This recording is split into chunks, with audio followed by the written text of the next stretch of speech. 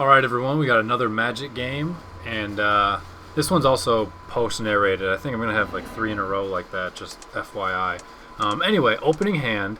I don't have a 1-drop, so that kind of bothers me, but I can't be that picky. I've thrown away a lot of good hands already, and I don't want to keep risky hands, so I mean, it's playable.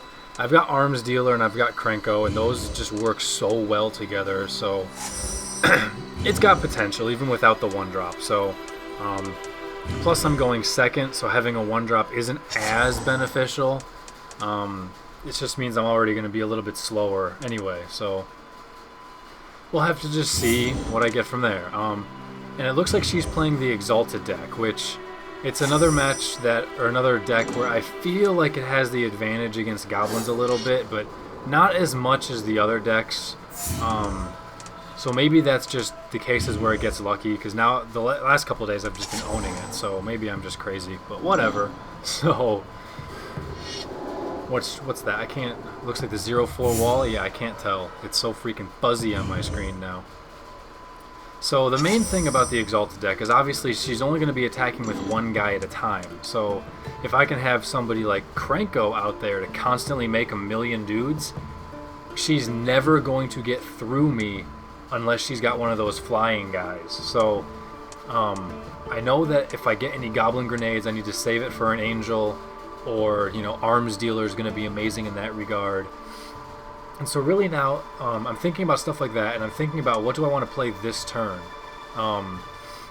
because I'm not really going to get that much damage in whatever I play. I'll get a couple of points in at best, so I'm trying to find something that's going to be more beneficial for the long run.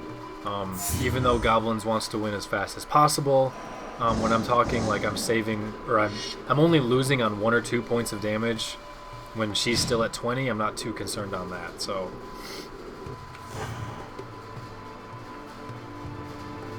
there we go. Alright, so I play the...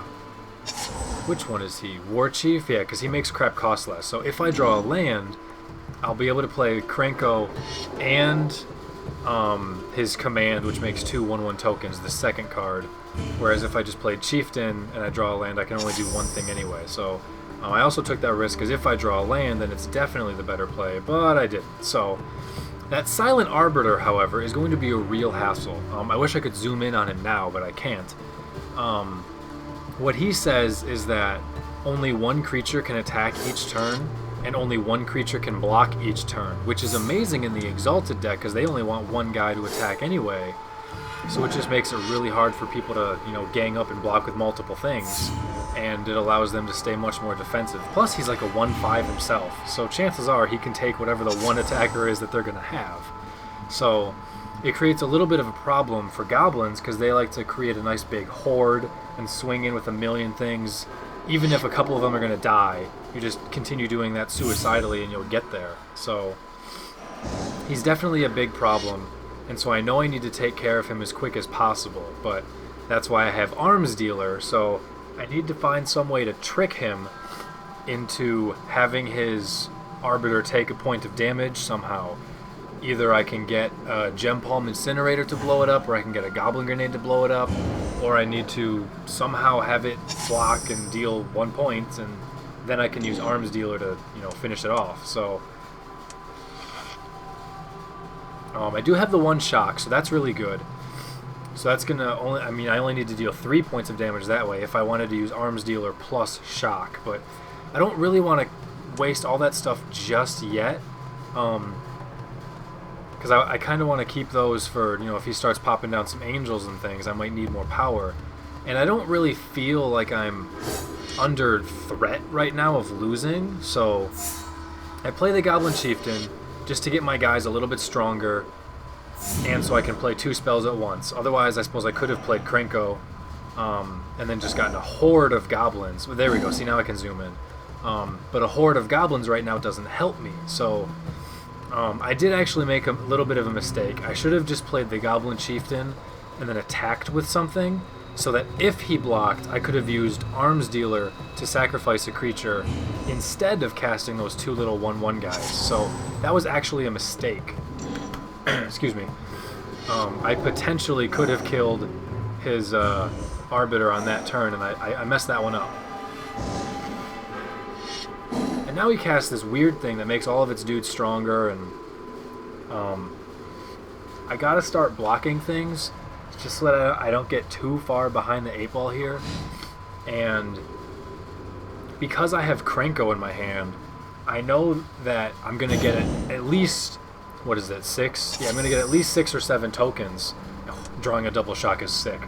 At least 6 or 7 tokens, even if he kills it on the first turn that he can. So, what I'm looking at now is just dealing the damage, and I want to take care of that thing first, because if he starts casting spells, then that thing has free abilities that are going to start killing all my creatures, and I can't afford that to happen. So I need to take care of that thing, stay safe.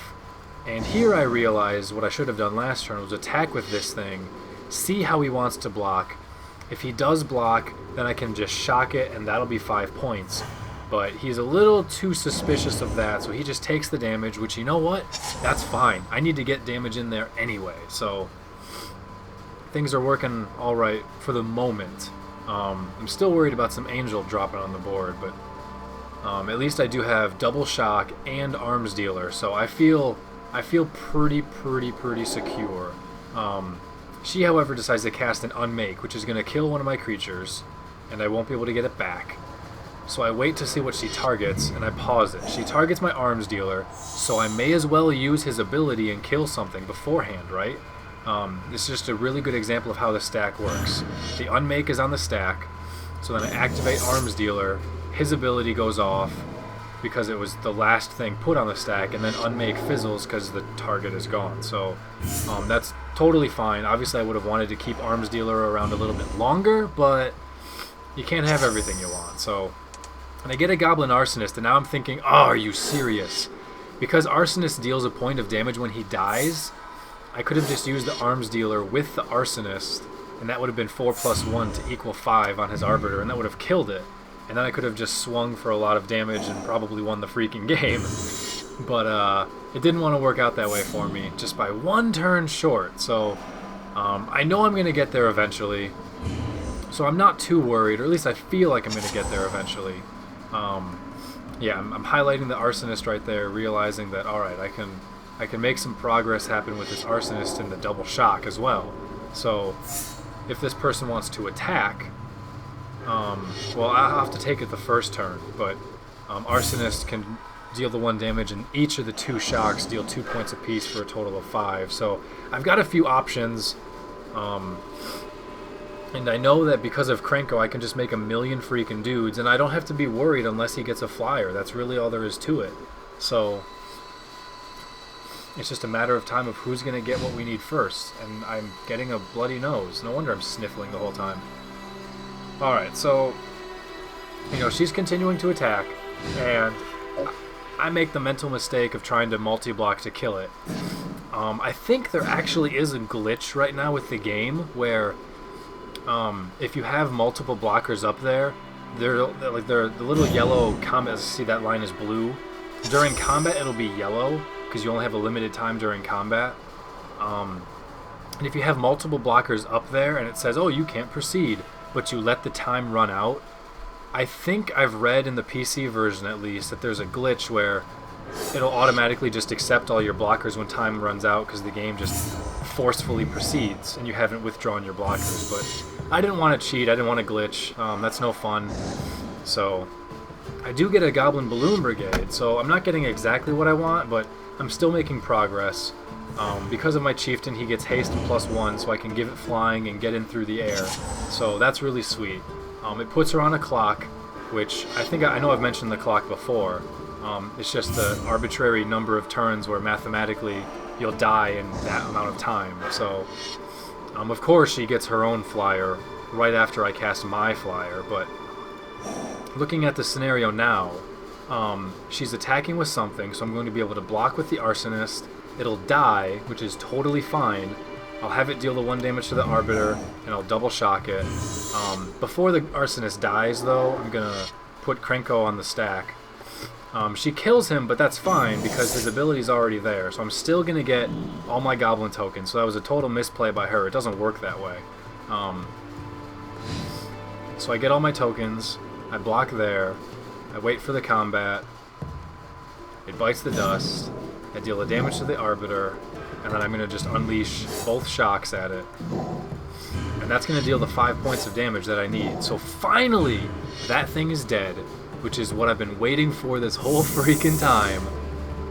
And then we're really going to have some fun, because there's no longer the restriction that only one creature can attack each turn. And I've got, what, 20 goblins out there? 21? I'm about to cast another, so 22 goblins. And they're all +1/+1. It's kind of nuts. Just a little bit nuts. So I'm just going to swing for the fences, and I believe I'm going to end up winning immediately this very turn.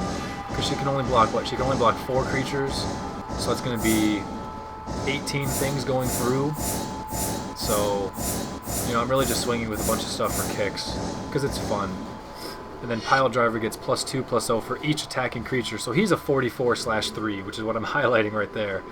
And she goes to -75. So she also proceeds to watch damage for another minute or two for no reason. But that's the end of the vid. So thanks for watching, guys. Take it easy. Catch you later. Peace. Oh no, you know what? I wanted to show one more thing since I had kept recording even though the match is over. I switched to aerial view, which is a little bit different. And I've never used it before, but looking at it now, I kind of like it. So let me know what you guys think about this aerial view. I think it actually makes it a little bit easier to see some of the cards, but who knows? We'll see. I'll have to play around with it. So take it easy, guys. Peace.